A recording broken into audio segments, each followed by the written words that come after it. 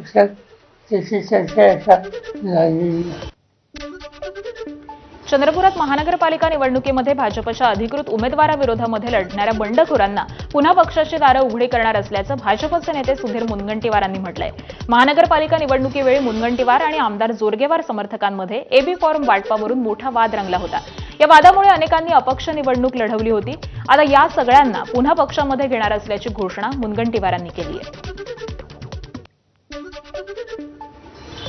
त्याचे AB form त्याच्या हक्काचे कोणी घेऊन गेले म्हणून कदाचित अपक्ष उभा राहिला असेल.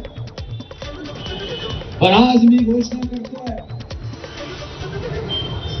की जे कार्यकर्ते ज्यांच्यावर अन्याय झाला म्हणून कदाचित त्यांनी भारतीय जनता पार्टीच्या विचाराचा देशभक्तीचा रस्ता काही क्षणापुरती सोडला असेल, आज त्यांचाही आपण निश्चितपणे आपल्या घरी पुन्हा परत घेतोय, त्यांचं स्वागत करतोय.